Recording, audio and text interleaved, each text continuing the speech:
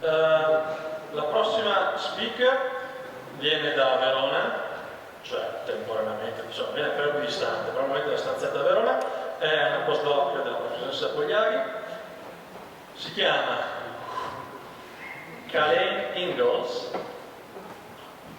e ci parlerà di cardiovascular adaptation to domain specific training. The stage is yours. Siccome è timida parlerà in inglese, però io ho provato insieme, le parlo insieme in italiano solo perché è timida, deve fare tranquillamente in italiano, però parlerà in inglese, ma credo che non abbiamo grossi problemi Martino a capirlo, no? No, ok, vai.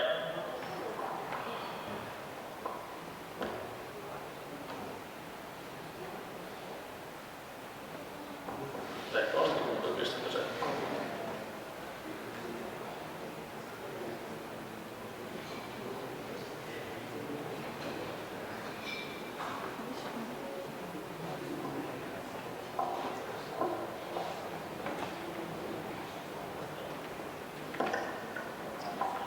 Buongiorno a tutti. As Gaspare said, I'm going to do this in Italian, but meglio così non dovete ascoltare il mio accento italiano per adesso. So today I'm going to talk about the project I did for my PhD, looking at cardiovascular adaptations to domain-specific training. So when we look at the response to a given exercise training program, we typically see a lot of variability. And often we think that this variability is coming from a variety of different factors, but we often overlook the possibility that this may actually be linked to the exercise intensity prescription that we are giving to people. And specifically, the intensity of exercise. So we commonly prescribe exercise using the exercise intensity classifications, which are based on percent of maximal values such as heart rate max or VO2 max. And the point of this is to give a relative intensity so that everyone is receiving a homogeneous stimulus. So everyone is getting working at the same intensity. However, recently, research has questioned this approach. For example, one study in particular asked individuals to exercise at 60 and 75% of VO2 max. And what they found was there was actually quite a variable response in terms of blood lactate and the time that these individuals were able to complete. So really what this says is, although it was a relative stimulus, it was actually heterogeneous, and that there were a lot of individual differences. So where are these individual differences coming from? Well, one possibility could be the exercise intensity domains and the individual specific intensity thresholds.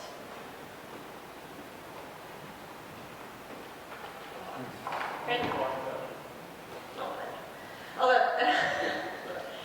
So the exercise intensity domains, I hope all of us know by now, can be separated into moderate, heavy, severe, and extreme intensity domain. And each can be characterized by distinct metabolic responses in terms of blood lactate and oxygen uptake. So in moderate, we see lactate remain around resting values, VO2 reaches steady state within 2 to 3 minutes. In the heavy intensity domain, we see elevated but stable lactate, and VO2 reaches steady state within 10 to 15 minutes. Whereas in severe and extreme, we see large increases in lactate, and VO2 in the severe projects to maximum, whereas in extreme, because of the short tolerable duration, it doesn't project to max. So the other important things about this is that the domains are separated by distinct thresholds, such as the lactate threshold and the maximal metabolic steady state. And these are individual specific. Another important thing to note is that the maximal metabolic steady state, so that threshold between heavy and severe, dictates the boundary between sustainable and unsustainable exercise.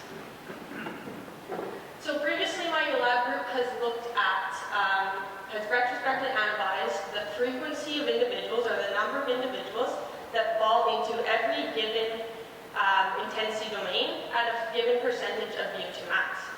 And what this allows us to do is evaluate the ranges that are given in the exercise intensity classifications using an exercise intensity domain framework. For example, the range given at moderate actually puts us at about a 50-50 chance of being in either moderate or heavy intensity. Whereas that given for vigorous, somebody could land in moderate, heavy, or severe. So we're really not controlling the stimulus very well. using this approach. And if we go back to that previous example that I gave, at 60%, we see that approximately 30% of individuals are in moderate and the rest in heavy, and we see that variability in the blood lactate response. Some are remaining around resting, where others have an elevated response. And similarly, at 75% of VO2 max, approximately 10% of the individuals were falling in that severe intensity domain, so again, unsustainable exercise, and we see a number of individuals unable to complete the trial. So currently, based on the practice using these exercise intensity classifications and using the percent of maximum volume approaches, we aren't able to really say what is the true contribution of exercise intensity to improvements. So the aim of my PhD was to look at the effect of individualized domain-based exercise prescription on cardiovascular adaptations. And more specifically, what I'll talk about today is how VO2 max and thresholds responded, as well as what were the central and peripheral adaptations. So we took 84 individuals, split into 5 intervention and 1 control group. Each group had 14 individuals, evenly split males and females. Everyone performed pre-testing, which consisted of ramp incremental and time to exhaustion trials, 2 to 3 maximal metabolic steady-state trials, as well as a whole other measures such as kinetics, vascular measures, hematological measures, and so on. So after pre-testing, control continued on with their daily activities, whereas the intervention groups began the cycling exercise. So we had 3 continuous training groups, the first in moderate intensity just below the gas exchange threshold, the second just above the gas exchange threshold, and the third exercising at the power output determined to be maximal metabolic steady state. We also had 2 interval training groups, the first being in the form of high intensity interval training, and the second in the form of sprint interval training. Don't do it, please. Importantly, all of the first 4 were work matched, and over a period of 6 weeks, participants were asked to perform 18 training sessions before repeating all of the trials. So first up, looking at the VO2 max and threshold responses, the hypothesis was that we would see intensity-dependent improvements in these variables. And in fact, that is what we saw. So when compared to control, we saw a progressively greater increase in the magnitude of VO2 max response from the lower heavy to the to severe intensity. And interestingly, we also saw that only groups exercising above the gas exchange threshold had a significant increase compared to moderate.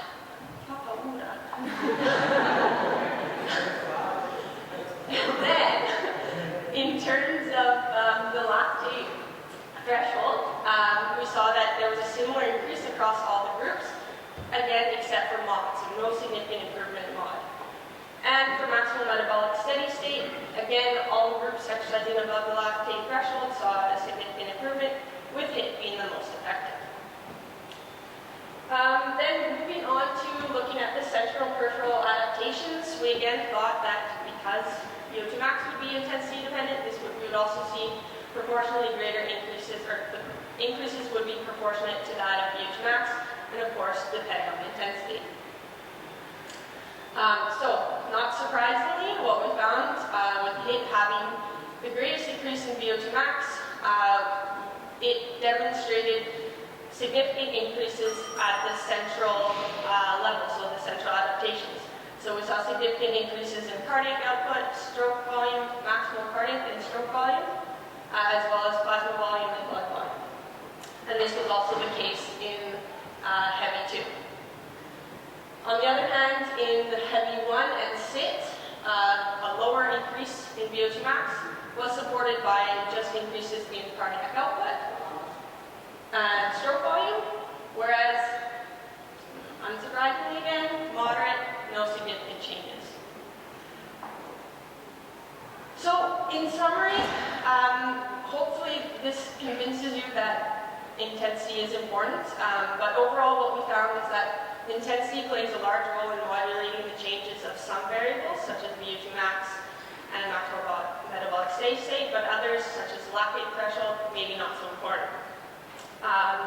We also demonstrated that the greater intensities are the most effective at producing adaptations, specifically in a short window of just 6 weeks, and that potentially there's a minimal intensity stimulus needed to produce change, and this is evidenced by the fact that moderate did not have any significant increases.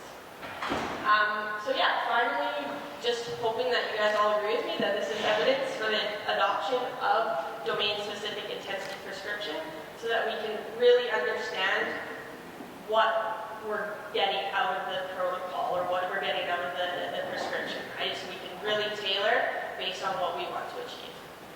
And with that, no more bells, please. Thank you for listening.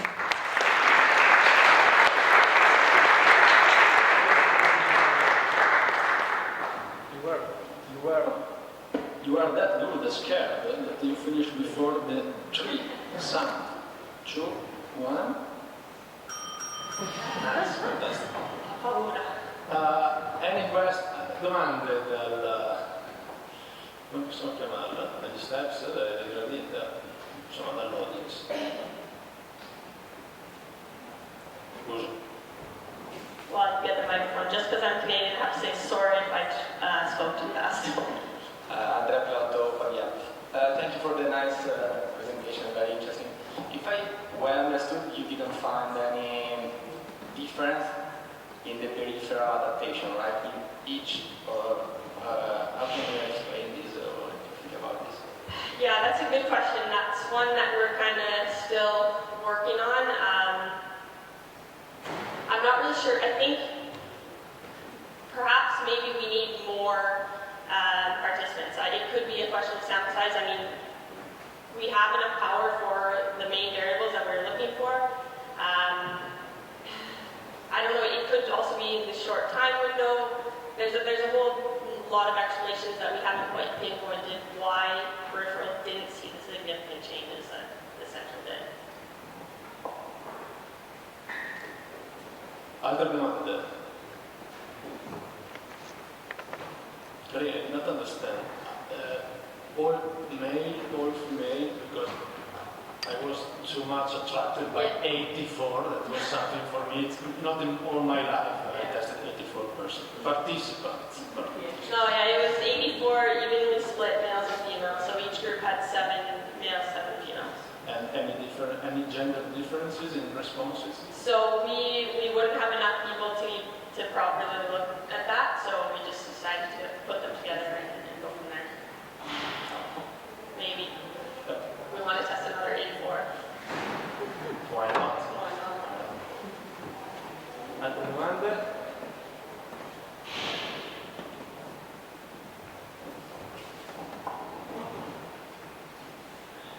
Thanks. Really interesting work. I was wondering if, because you matched the training intervention for work, which was technically fine from a scientific point of view, but you know, when you look at guidelines, usually the match is in terms of not work, but usually something else. So do you think that the amount of work done in each domain according to the prescription could have an effect on your results or something like that? Well, so in this study, we used the moderate group as our reference group. So we used moderate 3 times a week of 50 minutes. So they did 150 minutes in the moderate group, and the rest were scaled back in terms of time. Potentially, that's not enough in the moderate intensity domain. Potentially, we need to go further and even longer.